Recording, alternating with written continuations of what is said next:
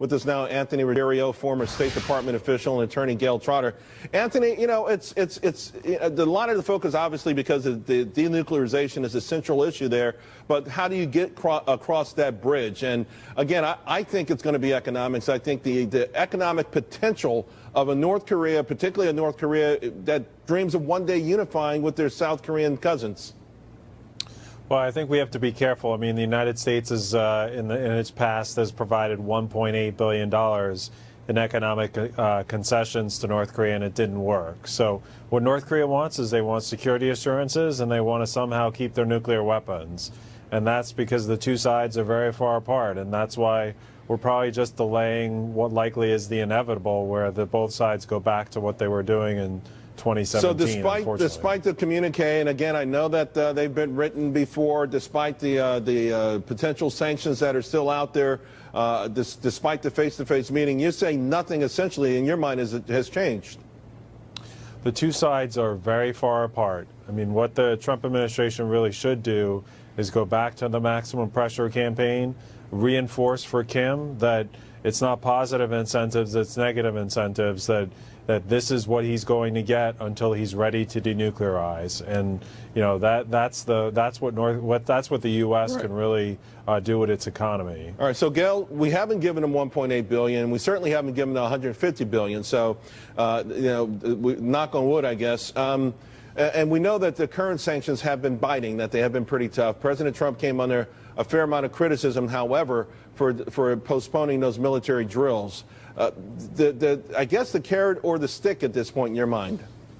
Right. Well, I and so many Americans who stayed up late last night watching the results of the summit are more optimistic than Anthony. If you look back at the history of foreign policy, one of the major components of it was trade, economic opportunities, opening of markets, and that's where President Trump and his administration have the highest expertise, this idea that they're really offering a carrot to the North Korean leadership to have the opportunities that so far they have lacked. And I think President Trump, in being so resolute in the messaging that he made through his campaign and through his presidency so far, right. Definitely the big stick is there, but he's trying to offer this carrot and see if the status quo can be changed. You know, guys, just want to give you potentially breaking news because it comes from North Korean state media, so we'll take it for what it's worth. But they're now reporting that Kim Jong-un has invited President Trump to a visit of North Korea, and they're saying that President Trump has accepted. Obviously, we'll hear more about this if it indeed is true. But Anthony, that's the kind of move you don't want to see the White House make, right? Well, if that leads to a substantive, tangible, irreversible denuclearization point, then we should have those meetings. I'm not against meeting with Kim Jong-un, but I think we should recognize North Korea for what it is. They're not ready to denuclearize right now. Gail, we know that they're not right now. We know that that is their only currency, the only way they get a place on the world stage. By the same token, that country is crumbling, and Kim Jong-un, who was educated in Switzerland and knows about the rest of the world, he's going to have to make a serious decision. Right, it's a strategic decision that he has to make, and think of the North Koreans who are waiting with bated breath. They don't have access to the same information that the rest of the world does, but certainly they know that their conditions are terrible there, and this holds the promise not only for a more peaceful world, but also for the North Koreans to actually have a better life, and that's something that we should all be working very hard towards. We all are, there's no doubt about it. Folks, thank you. Here's Lou. Good evening, everybody. Our top stories. President Trump has done what the Dems, the left-wing national media, and the establishment said could never be done. The president forging real progress toward denuclearization of the Korean Peninsula during his historic summit with Kim Jong-un. My meeting with Chairman Kim was honest, direct, and productive. We got to know each other well in a very confined period of time, under very strong circumstance. We'll talk about the impact of the Singapore summit on both North and South Korea, Japan, the Asia region, and the desperate left wing and the global elites' efforts to deny this president credit for his extraordinary foreign policy success. Joining us tonight, one of the president's great supporters and hardest working U.S. Congressman, Ron DeSantis. And another deadline has passed while the corrupt leadership at the Department of Justice stonewalls Congress and ignores House Intelligence Committee Chairman Devin Nunes's Spygate document demands and threatened contempt citation of DOJ leadership. We take up the deep state's efforts to cover up the largest political scandal in American history. Kim Strassel of the Wall Street Journal joins us here tonight. And Rhino lame duck Speaker Paul Ryan, hell-bent on awarding amnesty to illegal immigrants, stopping President Trump's border wall, and selling out American workers and middle-class families for the Chamber of Commerce, the Business Roundtable, the Koch brothers, and Wall Street. And it is tonight a make-or-break deadline for the DACA discharge petition in the House. At last count, still 3 signatures short of success. We'll talk about the midterm implications with RNC Chair Ronna McDaniel and the Dean, Ed Rollins, with us tonight. Our top story, President Trump returning triumphantly from Singapore after he secured a promise from Kim Jong-un to begin working toward denuclearization. President Trump has now accomplished what no other American president has ever had the vision or the courage to even attempt. And yet conspicuous now by their silence, the other presidents and prime ministers of the G7 who conspired against U.S. balanced trade policies and were rebuked by President Trump for their efforts. Those same leaders now struggling to understand his success with the Trump doctrine in both foreign policy and trade, and their own fading roles in leading the free world. The Dems and their left-wing national media lapdogs are spiraling deeper into irrelevance. The factious phonies are in fact bleating and babbling, trying to deny and diminish the president's historically successful summit. The problem is the president, when he negotiates, is so erratic and so whimsical and so given to impulse at the moment that he almost always fails. And we're worried that the same is happening in North Korea. He doesn't realize that this dictator doesn't want beach condos. He wants nuclear weapons. This is a handshake reality TV photo op summit. Yangzhou fried rice, soy braised codfish. I mean, that sounds really yummy and very expensive. So by releasing the details of the menu, this is again legitimizing Kim Jong-un and putting him on equal footing with other world leaders, which is what he wants. This is probably the weakest communique I have ever seen come out of an engagement with North Korea over several administrations. Just because something hasn't happened before doesn't mean it's historic. How stupid can these people act? How fatuous can they be? We haven't seen, I believe, even yet the full potential of just how absurd these phonies really are. Joining me tonight to talk about the president's continued success in his every undertaking, whether in domestic politics, international trade, or foreign policy, President Trump standing taller than ever on the world stage after these Lilliputians bray at the moon after his successful summit with Kim Jong-un in Singapore. Congressman Ron DeSantis joining us tonight. He sits on the Foreign Affairs, Oversight, and Government Reform and Judiciary Committees. Also the leading Republican candidate to be governor of the great state of Florida. He joins us now. Good to have you with us. I have to ask you, what was your reaction as you heard most of those folks? I mean, Chuck Schumer, he looked like he'd rather be anywhere than in front of those cameras and microphones, spewing that nonsense that obviously not even he could pretend was relevant or true. Well, if President Trump decided to start walking on top of the Potomac River and cross it, they would say, oh, Trump can't swim. I mean, that's just their instinct, is to always try to be against anything he's doing. And if this had been Obama dealing with Iran, obviously Obama didn't do anything to put pressure on them. They just gave concessions.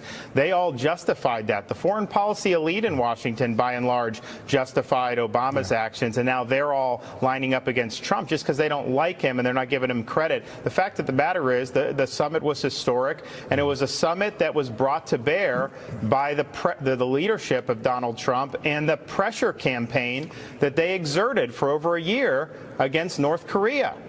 Congressman, I may have missed it, but I didn't hear from Mitch McConnell about how great the president's success was in Singapore. I haven't heard the House Speaker acknowledge, applaud, or in any way acknowledge his success. I haven't heard, as a matter of fact, from the Chamber of Commerce, the Business Roundtable. I haven't heard from business leadership. I haven't heard from the Council on Foreign Relations. The quiet is on both sides of the aisle. And it is, I'm sure, knowing this president, he is getting great fuel from it. But the fact is, it's embarrassing to every one of those people I mentioned, to the leadership of both parties, that they are not applauding this president's accomplishments. Aren't you embarrassed for the Republican Party itself? Well, when you have people that have been a part of Washington, all those groups, some of the individuals, I mean, they're part of kind of a permanent class here. And we've had 25 years of failure with respect to North Korea. Presidents of multiple administrations, various parties. And that was kind of them following the Beltway conventional wisdom. And it just hasn't worked. So you have Trump, who's breaking that mold. He's not captive to what people inside the Beltway think. He's not captive to conventional wisdom. He's charting new ground, and he's getting more results. And so I think that there is somewhat of a resentment just because he's not listening to a lot of the people who think that they're so wise about these things. Thank God. But at the same time, Congressman, I'm sure you don't mean to suggest or intimate in any way that that is a rationalization for the petty arcade of clowns that make up the leadership of the Republican Party on Capitol Hill. Well, look, I think that this was something that, as an American, it was just it was an unbelievable sight to see that. And I think that we should all be pulling for the president to continue to bring good results here. So the extent, and I have not been following exactly what everyone has said. We just got back into town. They haven't said anything. You don't have to worry about following it because these people don't have either the guts or the principle to say much in support of this president and his obviously successful policies in support of the American middle class, the American working family. I mean, it's embarrassing to watch this. So that raises a couple of questions. We're told right now that the meetings are still going on in the Speaker's office, that there's a discharge petition ready to burp upon the scene with rhinos and Dems driving away at the behest of the Speaker, who sold out long ago to many of the people I just talked about, the Chamber, the Business Roundtable, Wall Street, the Koch brothers. Are we going to see another midnight massacre at the hands of this morbid, lame duck Speaker? Well, I hope that we don't see a discharge petition. And Lou, part of the reason why we're even dealing with this is because the Congress has not been willing, as I've been arguing we should be doing, voting on the core points of President Trump's immigration platform, building, authorizing and funding the border wall, doing things like ending chain migration, going to a skills-based immigration system, killing the diversity lottery. We haven't had any votes on any of that. And had we done that, I think you would see even more Americans rally to the cause, and you wouldn't be in this situation where you're all of a sudden facing a discharge petition. Congressman, how can your conference, and you and I have talked about this, how can you tolerate the stench of that man in the Speaker's office as he is about to consign your party to the most dramatic defeat in the midterms? Snatching victory from the jaws. I mean, it's just, when I think about this, it is disgusting to me. This is a president who's doing everything right. He's achieving more than any president since FDR, and he's got a Republican conference, and particularly in the House, and leadership in the House and the Senate, who frankly are so politically upside down and working against the interest of the country and the middle class, working men and women in the family. You're selling them out, your conference, not you. but your well, conference. I think, policy-wise, you're right. Doing an amnesty will be counterproductive. But politically, I think you're even doubly right. If you do an amnesty, you're going to take away some of the momentum that we've built because of the president's success. I mean, remember, 6 months ago, everyone said there was going to be a blue wave. People aren't saying that anymore. And I think part of the reason is because the policies have really been focused on working Americans, folks in the middle class who are now keeping more of what they earn. They're seeing higher wages and higher salaries. And this would blunt that momentum, Lou. So I agree with you. I think it's political malpractice, and it creates a greater likelihood that you have Nancy Pelosi as Speaker after November. It's political cowardice. It's political ignorance. It is a travesty and a tragedy for the country as well, because without the Republican Party, disaster awaits. And by the way, that's not going to be sufficient to frankly create some sort of catharsis for the working men and women in this country who this president has supported throughout. It's going to be a bloodbath, and that's a shame. But you know what? Cowardice is its own, will design its own destiny, and I'm afraid that the conference has chosen to stay with this speaker. As we wrap up here, I've just got to ask you, why in the world is he still in that office, and why can't the Republican conference muster the guts to save both the party and themselves and get him the hell out? Well, I think part of it is that you have, I don't know that there's anyone that has 218 votes right now. I mean, you have a number of people. Obviously, Kevin McCarthy is kind of the heir apparent, but you have people like Jim Jordan who've put themselves forward, say they may do it. And it's not clear to me that anyone has got the requisite votes. And so I think that's part of what's driving it. You don't get votes if you don't go after them, and they've all been silent. There was a word that Jordan wanted to be Speaker, and then he disappeared. It is, I mean, what is going on? Are people being bought off? I mean, are they scared? If they're that frightened, they should stay huddled in the shadows. But if they're that frightened to take on an obviously corrupt and sold out leadership, what in the hell? Why should the American people bother with your party?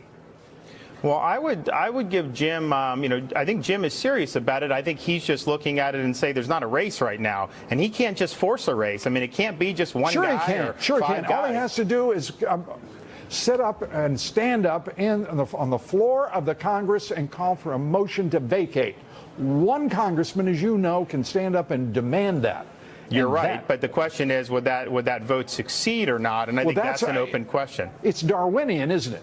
If everyone who's thinking about replacing this corrupt, ineffective, and dysfunctional speakership, if they all lack the guts, the courage, and the desire to raise those votes and to have them when they stand up for that motion to vacate, then it's over. But there's not even a contest. That's how weak, effete, and anemic the Republican Party is right now. And if that's the case, it deserves defeat in November, don't you think? Well, look, I think that if we do what we said we would do and advance the agenda that we campaigned on, that the president campaigned on, I think we'll keep the Congress. I don't even think that's a question. I think it's a question. You know why? Because your speaker wouldn't even give him $1 to build the wall. Not only didn't give him money to build the wall that he campaigned on, but also took money away from immigration and customs enforcement and reduced the number of agents enforcing immigration law. My God, Congressman, that's going to hurt. I think there's no doubt about it. I think had we had votes on building and authorizing the wall, and here's the thing, the House could pass it. The Senate, you're then making those Democrats in the Senate go on record. And we haven't made them go on record on anything. Yeah, I think Donald Trump has taught us one thing as president, certainly, clearly, amongst many others, but that is this is no time for excuses.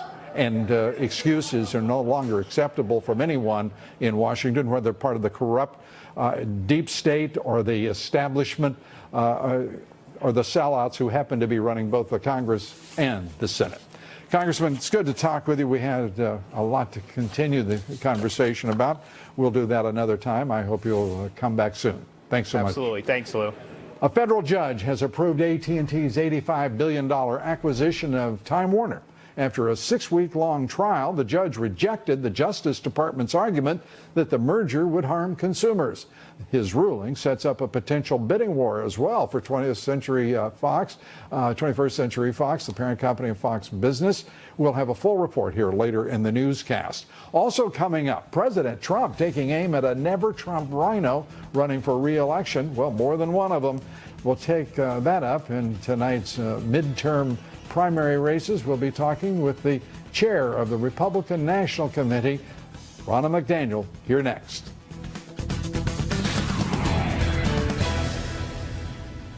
Is endorsing Republican challenger Katie Arrington for Congress over anti-Trump incumbent Mark Sanford. President Trump tweeted this earlier today. Mark Sanford has been very unhelpful to me in my campaign to make America great again. He is MIA and nothing but trouble. He's better off in Argentina.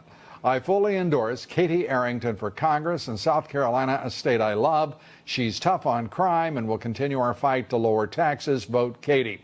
Polls closing in South Carolina and Virginia just moments ago. We'll bring you the results as they come in to us. Joining us tonight is, in my opinion, the best leader of the Republican National Committee in my career. Joining us tonight is Ronna McDaniel. She is smart, she's effective, and she's got guts. And that's not something that I say lightly. Ronna, it's just great to have you with us. I got to ask you to start off is what's happened to your party? What's going on? The Congress, you can just see the strength ebbing from their almost lifeless conference. Well, first of all, thank you for that wonderful introduction, Lou, and I feel the same about you. What I will say is our party is strong, it is vibrant, but it is fueled by the people who elected President Trump, and I see it every day as I cross this nation. And I will tell you, I was just with 3 congressmen over in the Capitol, and they said to me, to a person, what we hear when we're on the ground in our districts is, are you going to support the president? We want to make sure you're supporting President Trump. And that is what our voters want. They're going to be looking at that in these primaries, and they're going to stay home if they don't see congressmen and people running in our party that are going to support this president and his agenda. And do you get a sense, and I'm going to ask you the same question about both McConnell and of course, Speaker Ryan. But Speaker Ryan is sitting there. I mean, he's like the walking dead in that speaker's office. You can watch him killing the party. And you know what's going to happen in the midterms because he's got a stranglehold over the money. You know, there's this fiction that he is the great fundraiser. Speakers are always a great fundraiser. And what he is doing is selling out to rhinos, to K Street. It is a pathetic stain on the Republican Party in the House. Well, I will say I think President Trump is going to be our biggest champion in winning these midterms. He's going to have rallies. He's going to be out there on the campaign trail, and he's going to be the one taking the message to the voters that we need to have a Republican majority in the House. Otherwise, it's going to be Nancy Pelosi, who will bring impeachment proceedings, who will do everything she can to shut down the Trump agenda. So we're going to put those people out that are going to help us win these elections. And the number one is going to be President Trump, and second is going to be Vice President Mike Pence.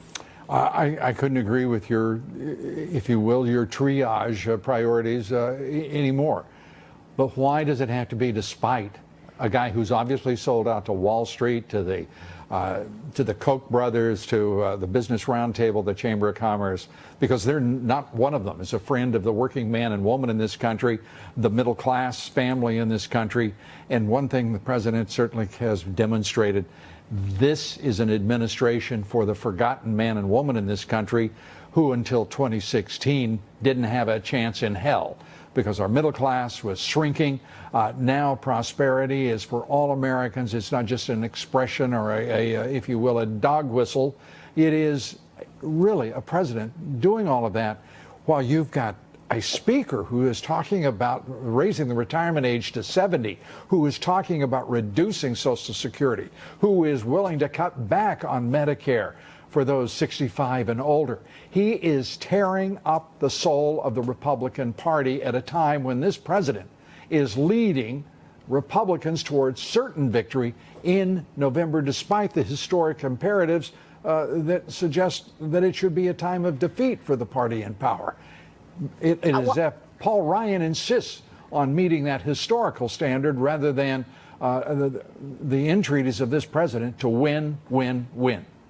Well, there was a shift with President Trump, and I will say proudly that the Republican Party is the Trump Party. We recognize the forgotten men and women. We understand that wages were stagnant. We understand that jobs weren't coming back to this country, and we needed to do better, and President Trump has delivered at every single turn. But there has been a shift in our party. We've brought in Democrat voters. We've brought in union voters. We've brought in those forgotten men and women that you've talked about, and that is going to be the new coalition that propels our party to success. And every candidate up for office this November has to recognize that that is why we won the White House, and that's how we're going to keep our majorities. And President Trump is leading that charge. And Speaker Ryan is talking about his own agenda, the Better Way agenda, shrinking entitlements. Has he heard anything you've said?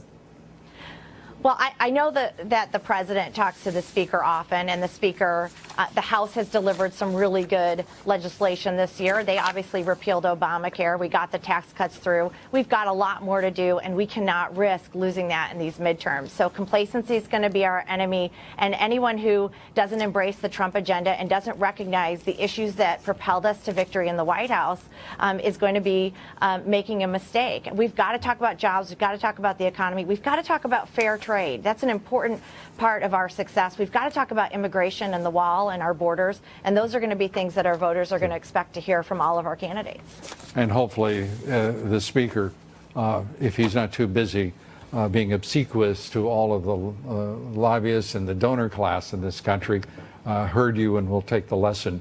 Otherwise, it's amnesty for illegal immigrants, and we could begin as early as tonight if the speaker has his way, which of course is the Chamber of Commerce and Business Roundtable way.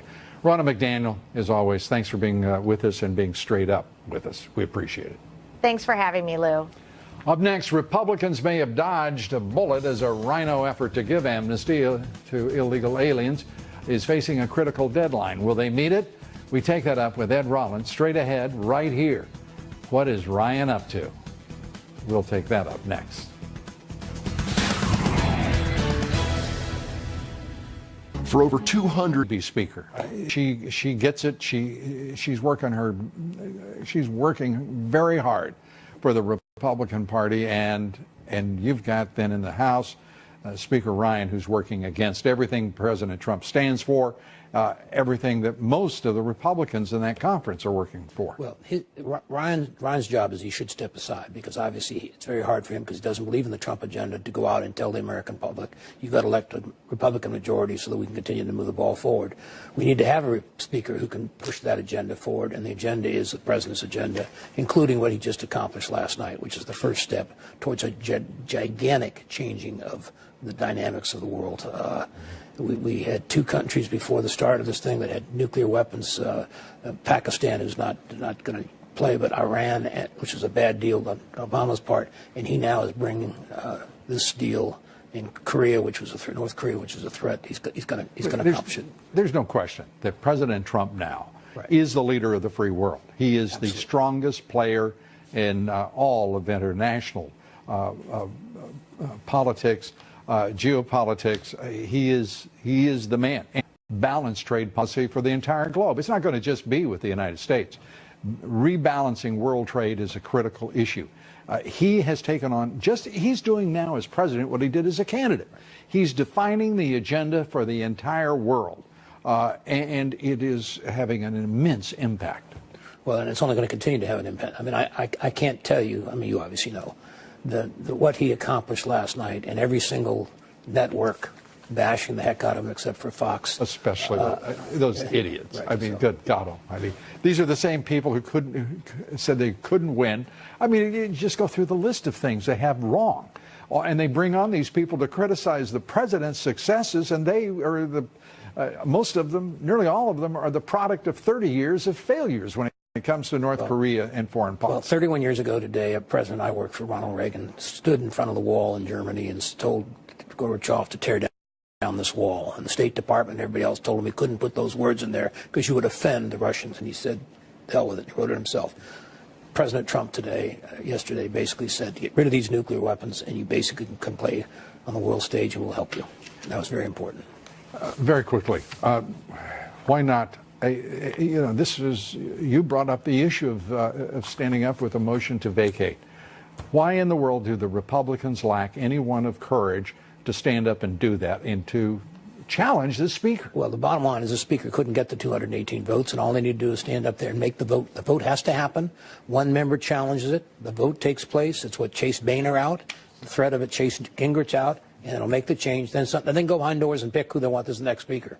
And let's be clear, it was Congressman Mark Meadows who chased Boehner out with exactly that motion to vacate, which could alter the dimming fortunes of the Republican Party right now in these midterm elections. Because we know that after listening to the nonsense about amnesty, we were watching the polls just drop over the past 10 days. And it's a clear signal. But it's one that K Street isn't interested in Paul Ryan and Mitch McConnell following. But the country is interested in the Trump message. You better believe the country is and desperate for Trump leadership and for those who will follow this president. Absolutely. Ed Rollins, as always, thank you, my friend. Thank you very much. Up next, Deputy Attorney General Rosenstein's chilling threat to Congress, threatening to subpoena documents from lawmakers. We take up the details with the Wall Street Journal's Kimberly Strassel next. You are considering more disturbing details about Deputy Attorney General Rod Rosenstein emerging. Rosenstein, back in January, threatened to subpoena emails and phone records from the staffers of the House Intelligence Committee that was conducting oversight of DOJ and its corruption. One staff member reacted to Rosenstein's shocking threats by saying, quote, watching the Deputy Attorney General launch a sustained personal attack against a congressional staffer in retaliation for vigorous oversight was astonishing and disheartening. Also, having the nation's #1 for these matters law enforcement officer threaten to subpoena your calls and emails was downright chilling. Joining us tonight is Kimberly Strassel, a member of the editorial board for the Wall Street Journal, whose reporting on the deep state and the Department of Justice corruption has been exemplary and leading the way often. Great to have you with us, Kimberly. First, your reaction to Rosenstein's outright threat, attempted intimidation of a committee that holds oversight authorities and responsibilities over DOJ. Yeah, hi, Lou. We're moving into gravely serious territory here, because by this account, in this January meeting, according to at least 2 staffers, that in the middle of a discussion about their oversight duties, this was when Deputy Attorney General Rosenstein launched into this threat, which definitely does sound as though he was saying, back off. If you continue to engage in oversight the way that you are, I will retaliate, and I have the full force of the government behind me. Now, I should hasten to say the Department of Justice is pushing back. They are claiming that this was Mr. Rosenstein responding to the prospect that he might have a contempt citation leveled against him, and that this was how he was responding to that. But the staffers disagree, and if their account is correct, this is a Department of Justice that really seems to no longer know its boundaries. Yeah, it seems that Rosenstein is also the fulcrum for most of this, whether it be FISA authorizations, whether it be expeditions to London, he is playing a very heavy hand here in what seems to be obvious political corruption at the highest levels of the Justice Department.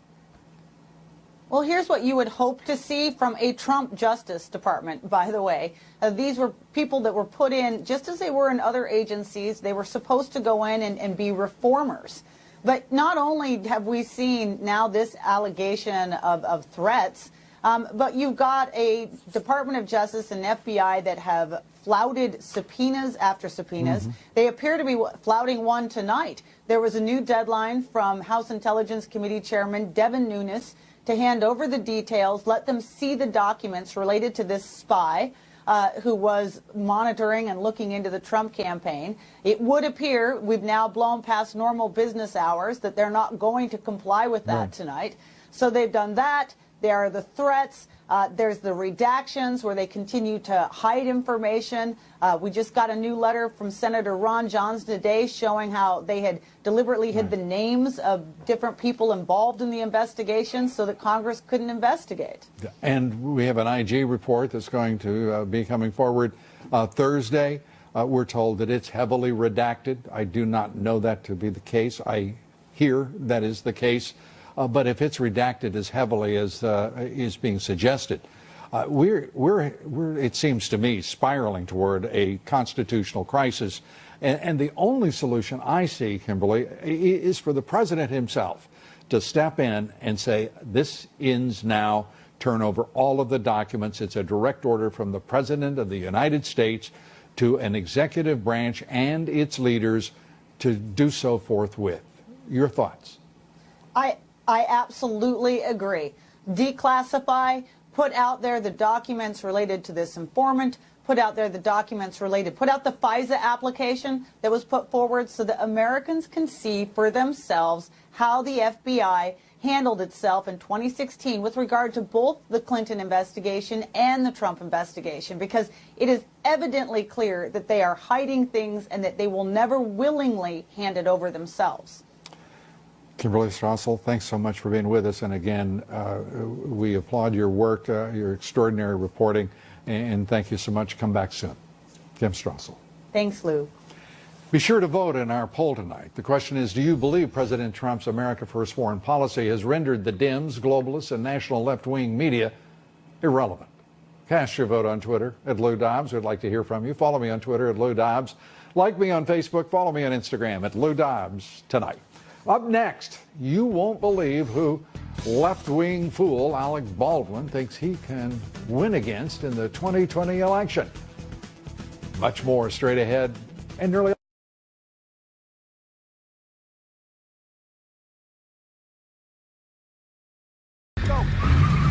federal judge permitting AT&T to go ahead with its acquisition of Time Warner, paying $85 billion. Fox Business's Hillary Vaughn joins us live now for more on the historic merger. Hillary. Lou, District Court Judge Richard Leon ruling in favor of the Time Warner AT&T merger, giving the green light for the TV telecom partnership. Legal experts and media analysts say this move is historic and could pave the way for a slew of media deals that combine content makers with distributors and give way to a new world where streaming giants like Netflix, Hulu, and Amazon have new rivals. The judge gave the deal his blessing with no conditions because he did not think that the DOJ met their responsibility to deliver burden of proof. The ruling could serve as a bellwether for other media deals in the works on the news. AT&T, Time Warner, CBS, Charter, and 21st Century Fox all higher in after-hours trading. There is a wild card here, though. The DOJ could decide to appeal the judge's ruling today and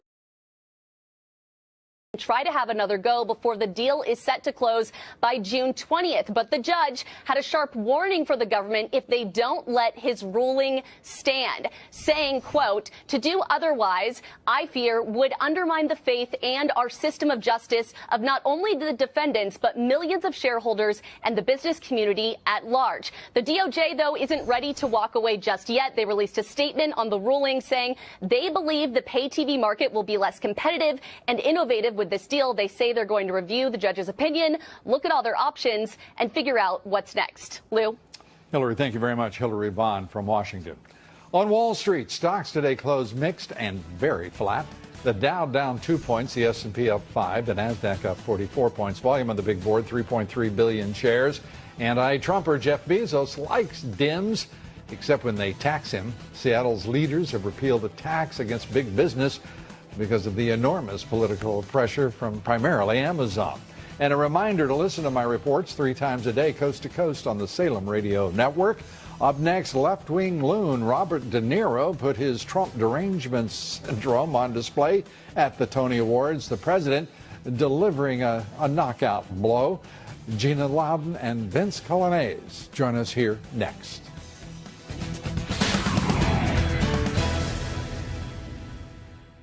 he would absolutely win if he ran for president in 2020. Baldwin says he's 1,000% sure he would even defeat President Trump. And speaking of washed up and delusional actors, Robert De Niro blasted on Twitter by President Trump after cursing out the president on the Tony Awards. President Trump tweeted this, quote, Robert De Niro, a very low IQ individual, has received too many shots to the head by very real boxers in movies. I watched him last night and truly believe he may be punch drunk. I guess he doesn't realize the economy is the best it's ever been, with employment being at an all-time high and many companies pouring back into our country. Wake up, Punchy. It seems obvious the only fair fight could be a cage match between De Niro and Baldwin, with the hope, of course, that both would lose. I'm pretty sure they probably would. Joining us tonight, Gina Loudon, political analyst, member of the President's Media Advisory Board, editorial director at the Daily Caller. Vince Colonnese, good to have you with us. Appreciate you being here. Gina, how much does the president have to put up with? I mean, after a tremendous success at the Singapore summit, you look over at all the left-wing loonies making up nonsense, now deciding that the president should have done this, could have done that, in ignoring the real accomplishments, the historic accomplishments at Singapore.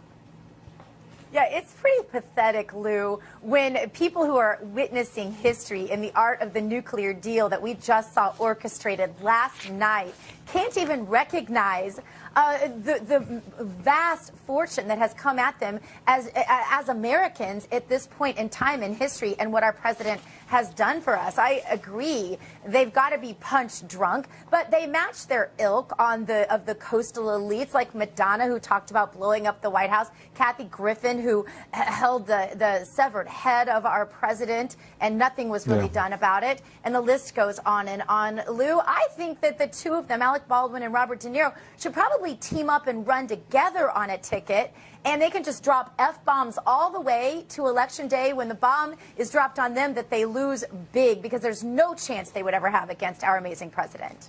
Hey, Vince, your thoughts on what in the world, how will the left-wing national media even deal with the successes of a full term, let alone what has been less than a year and a half in office?